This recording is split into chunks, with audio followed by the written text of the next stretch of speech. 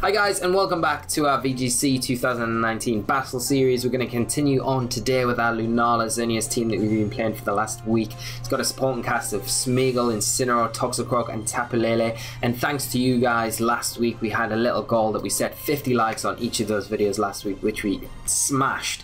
You guys smashed it. So we've got double matches back for each episode, which I am thrilled about, and I hope you guys are enjoying it. We've had some good matches already this week. We'll jump into it straight away. Let's get the music on, and as just a little reminder guys, if you do enjoy this content, make sure to leave a like on the video. Make sure you do subscribe so you don't miss any of these episodes, and also our guides and things that we have coming out as well. So more importantly, leave your comments. I love hearing from you guys.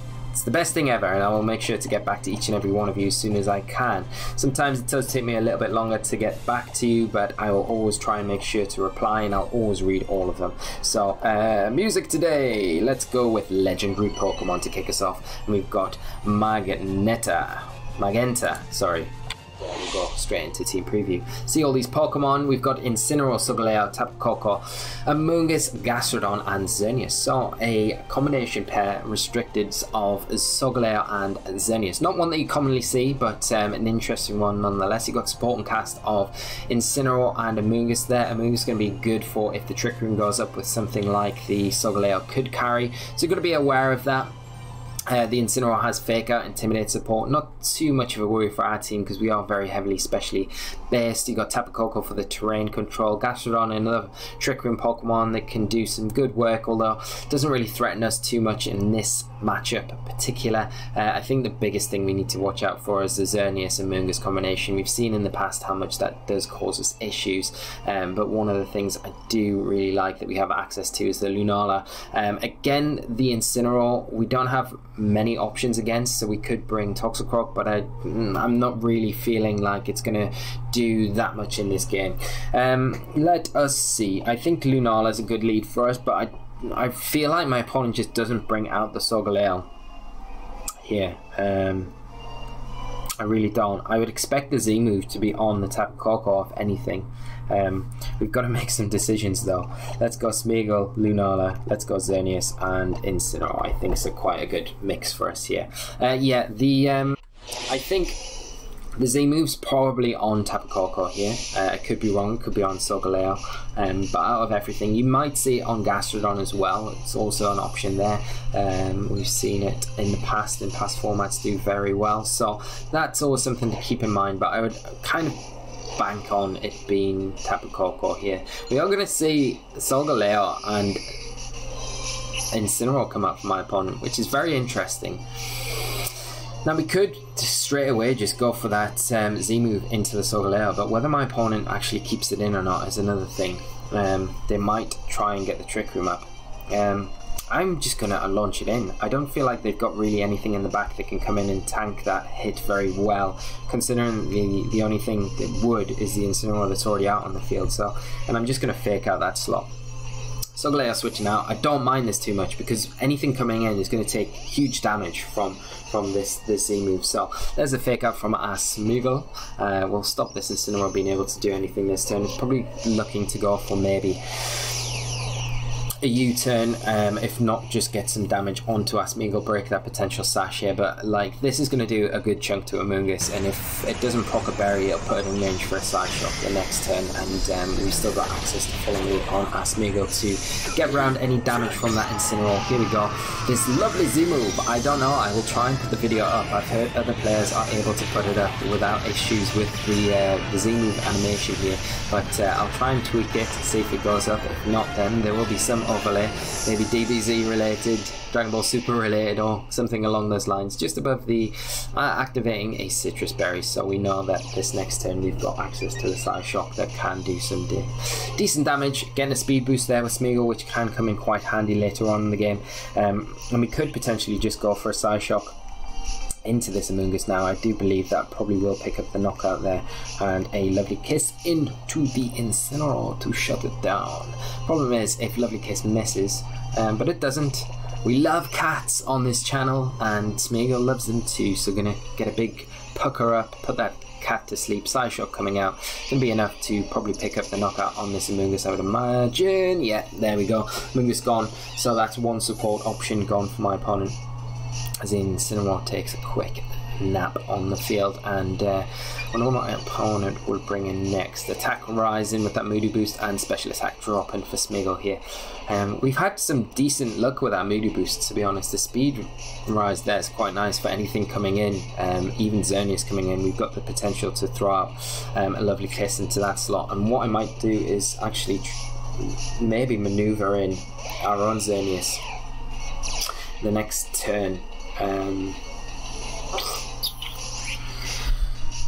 In lovely kiss the opposing Xerneas. That's probably quite not a bad idea. I'm gonna do that, and I'm just gonna throw out a lovely kiss. Do we love deer? We love deer. We are running deer ourselves, so if we love deer, Smeagol loves deer, and what you do to things you love, you kiss. So it all makes sense until we miss this turn. But I'm confident our little sketch artist can pucker up and land a big one on this. He doesn't love the deer. This is what could go wrong. Oh, yeah, okay. I didn't really feel... Oh, well, I guess, yeah. It makes sense that you do that.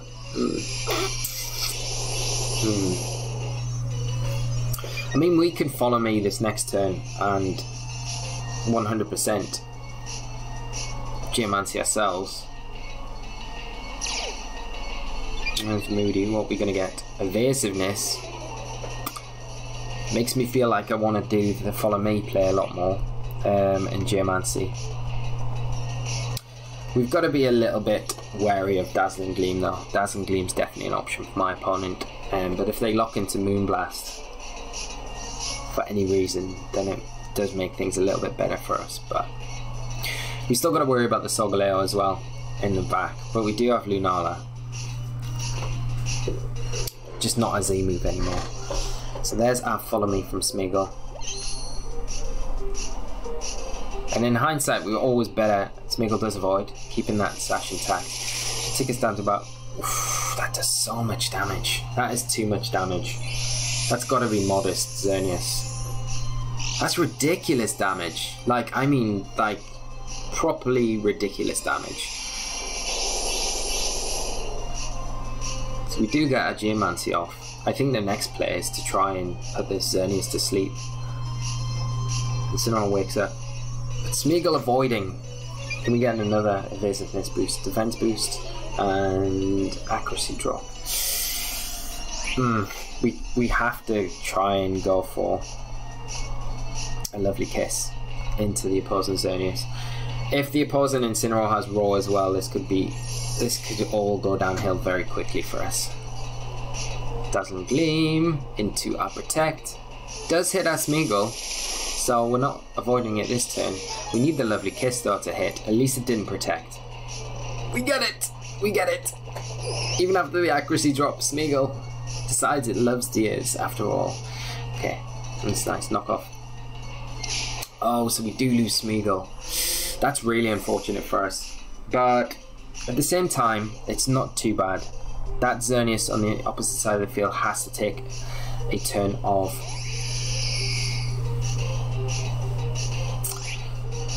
a guaranteed turn of sleep. So I can Dazzle Gleam here and Psych Up with our Lunala. And I think because of the damage output from the opposing Xerneas. Oh, it's actually timid. The speed time with it. We probably lose our Xerneas here, but it does give us the ability to get our Incineroar in. And if my opponent doesn't target down our Xerneas here, then Lunala's Shadow Shield's still intact. We're going to see a knockoff. It's going to be into Lunala, break that Shadow Shield. Okay, so what comes down to whether or not the opposing Xerneas stays asleep or not, I think we need to Dazzle and Psyshock the opposing Xerneas. Unless the opposing Xerneas is going for the Protect every time. And that would indicate, it's not. It's gone Dazzle Gleam and then it wins, so it is timid. I just can't believe the damage that I can't believe that our Lunala actually survived that Dazzle Gleam. Okay. So we'll be able to get rid of the Xerneas, but we will lose our Lunala, and it's, yeah, we're coming down our Incineroar versus a Solgaleo and an Incineroar. It's not going to happen. Solgaleo's definitely going to have Superpower. If it doesn't, of course, then we've got every chance. But I imagine it does. And it's still a big ask. Still a big ask to deal with these two, with just our Incineroar. So let's go knock off into the Solgaleo. But like it says, Superpower here will be enough. It's a Z move. Ooh, nice. Okay, that's really good. Props to my opponent. Okay, makes sense. Makes sense. First time I've seen the Z move on Solgaleo. All that pummeling as well. It's a bit overkill, but you're just making sure. Do not mind. I feel like my head's a bit fuzzy now to actually comment on what's just happened as well. There's definitely plays we could have made. I think we relied a bit too heavily on... Well, the play that was... The turn that went wrong was when we switched out Lunala for our Xerneas.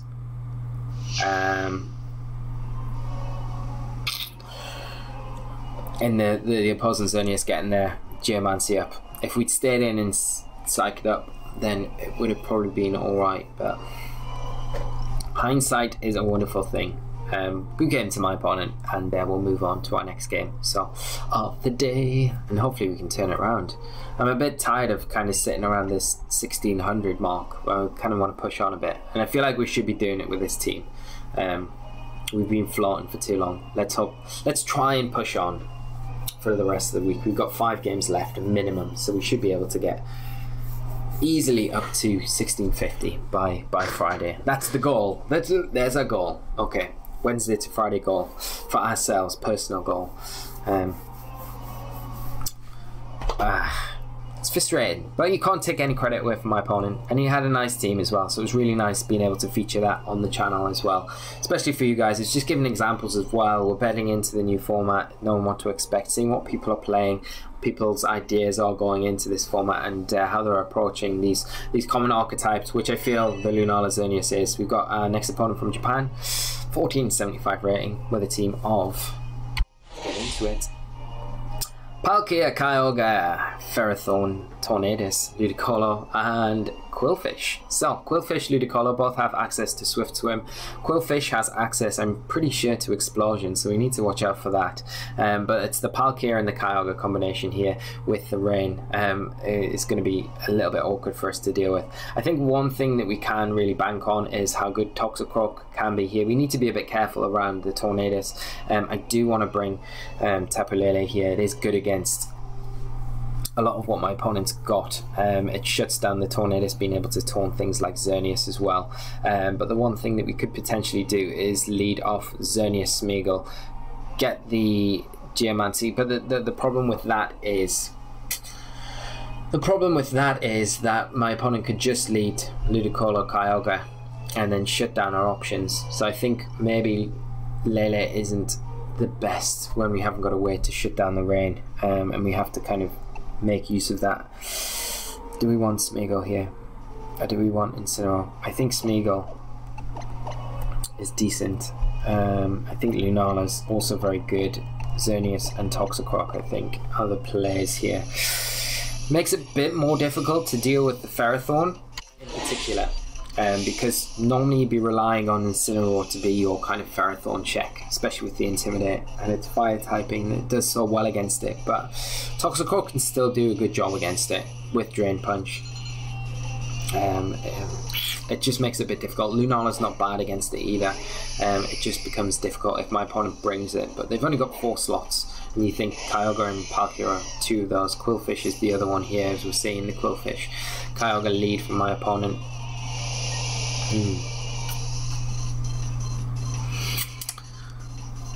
I kind of want to just fake out QWILFISH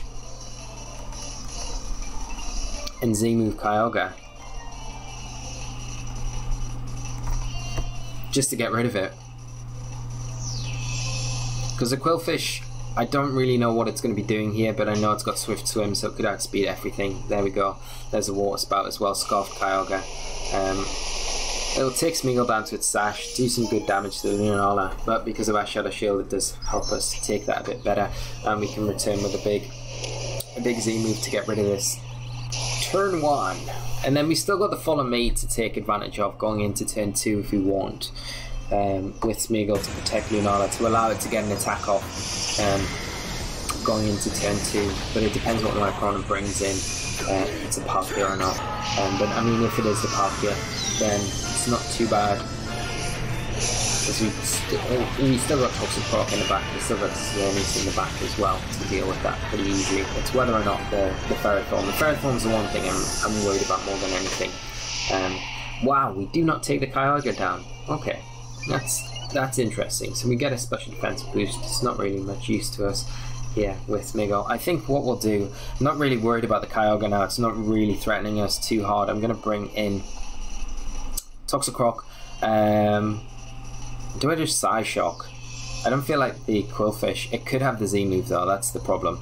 I am going to protect Lunala because it's going to be nice having access to that Fake Out. We want to just take our time, we don't want to risk anything. Although the Kyogre's not really putting on much pressure with the Water Spout right now. The Qwilfish could potentially have the Z move and launch a Hydro Vortex into Lunala, which, even though Lunala is pretty defensively built, it's not likely to take a Hydro Vortex in the rain. Not even from something, because Qwilfish isn't the most powerful thing, but it still probably won't take it from Qwilfish, I would imagine anyway. So we'll just do that. Kyogre gonna actually... Oh, and it is the Ferrothorn. No! We don't want to see Ferrothorn. Smeagol gonna come back. And Toxicroak come out. Let's see what the Qwilfish goes for here. It goes for Explosion. I can't imagine it does with Lunala on the field. Destiny Bond. Ooh, okay. That's nice. The Qwilfish doesn't really threaten Toxicroak very much, so I'm quite happy just going for the Drain Punch and Moongeist Beam into the Ferrothorn. I'm not sure if this will be enough to take it down, to be honest. Be interesting to see. Ferrothorns can be extremely bulky and take combinations of attacks quite easily, so the thing is, we've got to start dealing with it. We've outlined that it's a big threat to us, but my opponent will also know that that Toxicroak is something they want to chase down, so whether or not they approach it this turn or not, or readjust their board position, that's another thing, but we have to chase the Ferrothorn, and let's see what they chase. Aqua Tail going into Lunala. Oh, are you kidding? I really don't expect that to knock out. But I mean, 50% damage isn't bad. I'm going to take a Gyro Ball probably as the Iron Bog damage. Yeah, this will probably do a hefty chunk. Is that banded? Could be banded, couldn't it? We're a little bit screwed here. A little bit being a lot, I think. Qwilfish, yeah, I don't think we can do very much. We can Geomancy.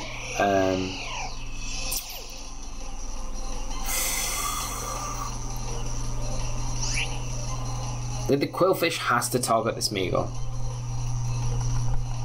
Let's go Geomancy. It's like our only real... Because the Ferrothorn has to target the Xerneas this turn.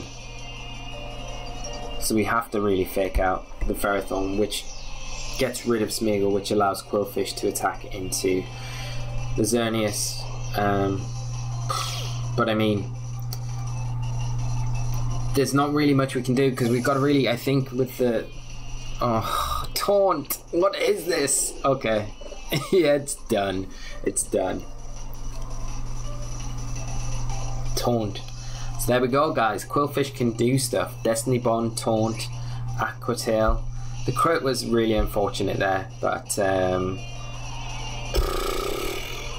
nothing we can do now. Don't even need to switch. Just Aqua Tail, Gyro Ball. Poison Jab, of course, that's the better option. See how much this does. Man, it does decent damage. Like, Qwilfish, where have you been? Where have you been, Qwilfish? The utility is really good, especially against so many fairies in the format. Man, props to my opponent. Another one that was really nice to feature today. 2 losses though, not very good for us, but good game to my opponent. The crit, like I say, was a bit unfortunate, but maybe. Going into that game again, you target down the QWILFISH rather than the Kyogre. The Kyogre doesn't really cause too many issues once the QWILFISH is gone, because you've still got the Shadow Shield on the Lunala if it doesn't get broken that first turn.